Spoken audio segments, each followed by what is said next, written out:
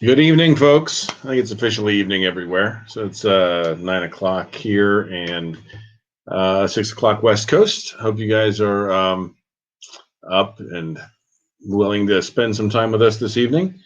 I see I've got Chris joining, and I'm going to share my screen so I can share some things with you. But this is so I'm Bill. You guys know me from ATMakers. It has been a long time since you guys have seen me. So I thought I'd give you a quick update on what we've been up to. We haven't exactly been slacking off, but you haven't seen me in a while. So I would not be surprised to hear that you have some questions about whether we're still in business. I mean, we've really gone dark, and I feel kind of bad about it. I hope you'll forgive me on that. I do have a lot going on. We'll kind of talk through some of it here. And I'm going to try and make sure that we are visible and you guys can hear me okay. It's kind of hard for me to do that on this one. So if somebody could say hi, I would appreciate that. And we'll get started. So it says some destinations won't get comments. I don't know what that means. So I'm going to go on like you can hear me fine. And I'll bring Chris on earlier so he can tell me that it's all working well as well. So first things first, I hope everybody out there is safe. I hope everybody is having as good a time as you can have in the time of life that we are living through. So good. I'm seeing some comments. That's great. So I'm glad you guys are here. So what has been going on? So as I mentioned earlier on a post on the Facebook group, we had to prioritize a little bit about what we're working on. And I had to prioritize what I was working on over the past few weeks. And first, I had to prioritize on our family. My daughter was in New York. When she came back, that kind of made us kind of go into social distancing a little bit earlier. We kind of locked down for a couple of weeks to make sure that we weren't going to spread that to anybody. Also, as some of you may know, we actually run three businesses. Lori and I run three businesses, ATMakers being kind of one of them. The other two being, I can kind of show you. The other two, there you go, being Minor Achievements, which is a therapy center in Tarpon Springs, Florida. And we had to shut it down. We had to shut down the entire thing. Our building is closed. The garden is closed, and people aren't getting therapy here. We have done some virtual things with the kids to keep them engaged with their friends. But generally speaking, we had to shut that down, and that took some of our effort.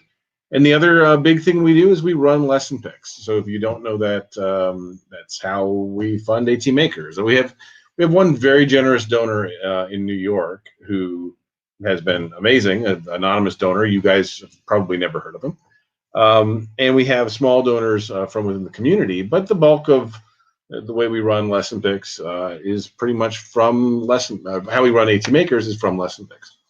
And so we really had to prioritize making sure that our employees were safe, that our employees were employed, that everybody could work remotely. And it turns out we had to do quite a lot of development work, a lot of heads down development work, so that the product that we create with lesson picks was able to be used remotely. So we generally create PDF files. We made it work with PowerPoint files. We made them able to be used remotely over Zoom, and we made a lot of progress on that front. Turns out we made a better product because of it, but it was a lot of heads down work, and it has taken a great deal of time. The other thing that I've been doing has been working with the open source medical supplies group. So this is a group, this is the Orlando chapter. If you remember, I recommended that you guys get involved with this if you wanted to do PPE work. I have not done a lot of printing myself. I haven't done a lot of creating these tools, but I did get some material, some equipment that we had over to groups in Orlando that are working. So we had a 3D printer that had been donated and a filament maker, a Filabot, which takes scrap equipment and creates 3D printed filament from it. And I got that over to Steve Bowman at Gravy and Ian Cole at Maker Effects, who's running he's one of the leads at the OSMS group. Also, I'm doing a lot right now. I'm not going to go into a lot of this, but I'm doing a lot right now with this. So um, this is a version of the Shield headband that you guys have probably seen. It holds a plastic shield in front of your face, and a lot of people are 3D printing these right now. And strangely, it is falling on the maker community to somehow create this and to serve this demand, which seems strange, right? So a lot of people have mentioned it feels like we're arts and crafting our way through the apocalypse. So I'm actually not printing these. A lot of other people are, but I am working to kind of work through, if we need to mass produce these, what's a better option than 3D printing? What does injection molding look like? What does it take to get that done? I've been spending a lot of time on the phone with injection molding folks talking about how the cost curves look on this, what the actual upfront costs and time look like, and doing a lot of work on if we are going to be the ones to be making these for the first responders, which seems strange, and I'm not entirely sure we should be the ones. So don't get me wrong on that. Perhaps we should do it more efficiently and things like that. So I am going down that road a little bit as well. So that's kind of what I've been doing. I have one other thing that I'm not quite ready to share with you. I'll give you kind of a heads up on it. I'm the founder of Lesson Picks. Another company in the AT space is Cough Drop, and the founder of Cough Drop is Brian Whitmer. He's a friend of mine for years, and I had an idea about how to help people who are in an intubated or a ventilated situation communicate. An AAC style tool that would work remotely and be able to kind of combine low-tech eye gaze, E-Tran board style communication with video and AAC. And I knew that the person to work with on it would be Brian. He and I are kind of two people in AT who can move quickly. I don't have a demo to show you, but I will tell you that there's a lot of progress being made on that, primarily on his part. He took my idea and he very much ran with it. And he's set up very well to do this. So there will be some things coming in the very near future about that. We've reached out to some hospital groups. We've gotten a lot of feedback from them on what will and won't work. Other groups outside of the hospital setting are interested in it as well. So there's a lot going on there that we are working on as well. I think I should probably bring in Chris. If there are any questions, type them in. I will see them. If you're on the Facebook group, I'll see them here. I might not see your name. For example, these for some reason came in as Facebook user, probably because you're in the group. I probably should have shared it to the Facebook page and then shared that to the group, but I'm learning how to use StreamYard and we'll figure it out. If you have questions, type them in. I will answer them. If you want to join us, I did post a link. It is not that hard. Just make sure your camera and mic are enabled, and I will be happy to put you on the screen and we can chat. So before I go into kind of some of the other hardware updates, let's bring Chris on. And hi, Chris. How are you? Hello. Sorry, I can't do webcam with you this evening, but I thought I would come in and tell you what I've been up to. Yeah, absolutely. Okay. So I know some of it, but I'm excited about it. So share it with them. You're hearing me okay, right? You sound fine. Yeah. Okay. So anyway, you may have noticed a couple of weeks ago, I did a quickie demo on the Adafruit Show and Tell of how to use the Freedom Wing with my wheelchair joystick, and I turned it into a mouse device. And that didn't take very long to throw together for a demo. I sort of polished that code up, and it's out on GitHub, but I haven't really done anything to promote it quite yet. It's still early stages.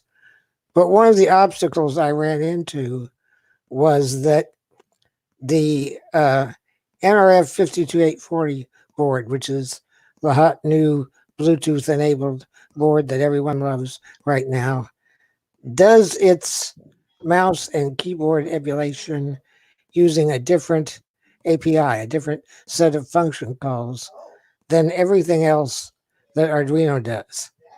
Right. And It uses teeny USB or tiny yeah, USB. tiny USB Right. instead of it's called the tiny USB stack rather than the Arduino stack, and it's just two different methods for communicating over USB to do various things. And Adafruit and a lot of other people are really hot for tiny USB right now, but it's some of these things, like I said, the interface is completely different. And so if you want to write a program that will work on either the tiny USB or the Arduino, you have to change a lot of code. So what I'm working on right now is a layer of a library that will allow you to seamlessly switch back and forth between those two. To write one program using the standard Arduino mouse.h and keyboard.h that we've had for years now, and then it will translate those commands into something that tiny USB can use. And that way it will work on a variety of boards, regardless of which USB interface they're using. And there's also a new board that everyone is hot to talk about. It's called ESP32-2. It's a new Wi-Fi board, and it will obviously use the tiny USB. Correct. So I think everything that's going to come out of Adafruit going forward is going to be using tiny USB. yeah. Well, the reason for that is, of course, they're all in for CircuitPython, and CircuitPython is built on top of tiny USB. Correct. Yeah. So that's. Look, I thought I'd share this for you. Yeah. Okay. Thanks. You're welcome. So anyway, Chris shared this up on GitHub, right? Yeah, and the mouse part is working really well. I didn't start on the keyboard portion till today, and I'm already hitting brick walls, but I'll get through it eventually. Yeah. So anyway, working on the Freedom Wing as a mouse, and then maybe add some. Well, you have to do keyboard if you're going to do things like shift click or control click.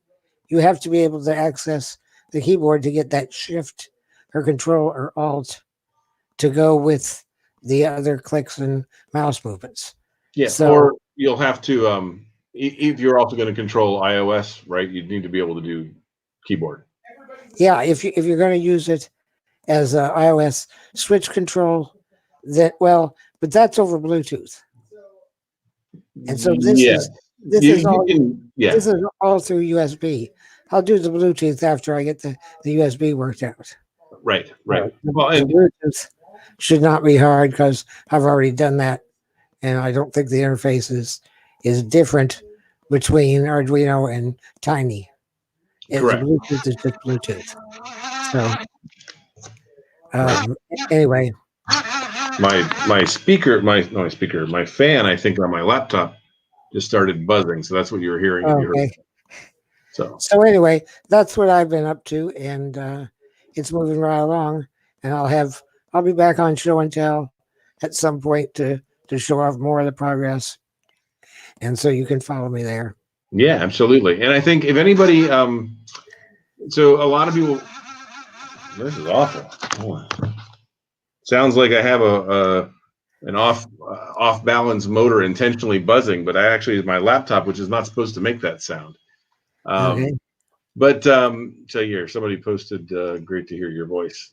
So I am delighted you're doing this. It actually, it allows people who aren't Python people, and I think you probably would say you're not a Python person, right? No. Yeah, to use the Freedom Wing. I think the Freedom Wing is a very basic. It's a very basic input device to a microcontroller. So any microcontroller in any language should be able to use the analog inputs that it's providing. But it's great that you were able to. You did it first with the Atmel The Atmel, which one? The 5. Well, it'll run on anything that will run the regular Arduino stack. So I can do it on an M0 or an M4. It's a small enough program. You could probably run it on an old 32U4 or something. Right. Whatever kind of feather you want. I didn't try it on ESP32. There was no reason. Or Right. or what was ESP8266. it? Yeah. Actually, that probably won't work. The ESP8266 doesn't have enough analog inputs for that to work. But I guess Okay. the only one that won't work would be the 8266. Yeah. So, my laptop is talking to us. You can hear that, right? That's not just Yeah. me. It I'm sounds sorry like about buzzing. that. I'm putting this on a cloth. Maybe it'll a little quieter. So I'll have to get it in to have it taken a look at. It's great to hear you. It feels like it was been forever, but it's been what, a month? It feels like a year since I Yeah. was in Indiana. It has not been that long. Okay. So Well, that's all I've got for now. So cool. All right. Well, I appreciate you coming on, and certainly great that you're continuing to post these. Will you post a link to the GitHub thing onto the Facebook group? yes, I will. So it doesn't have to be now. Whenever you have the keyboard done is fine. Things like that. Yeah. We all know where to find you, right? All right. All right, Chris. Bye. All right. So sorry about the noise. That is very very irritating and kind of scary because it sounds to me like my laptop's going to die from a dead fan soon. So that's not good. Um, I will probably speed up through the rest of this. Probably the only other thing that I want to touch base on with you guys is this. So let me put it in the thing so you can see what it looks like when it's done.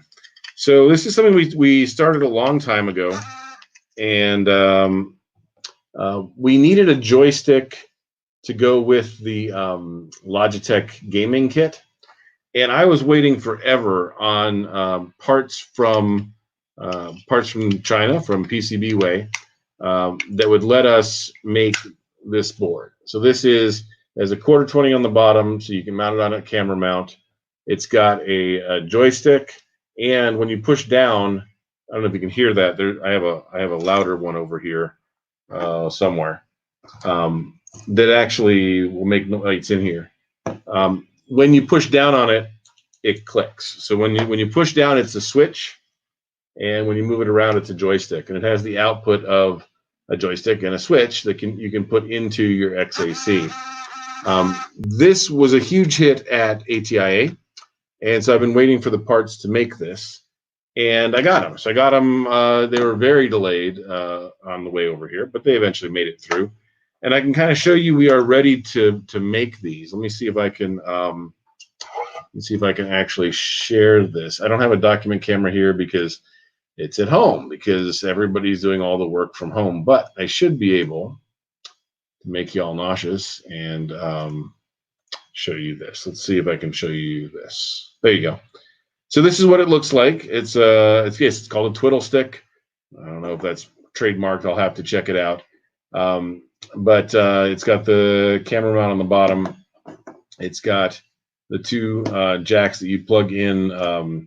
So the joystick needs a TRRS cord. You can buy that. It's the standard cord for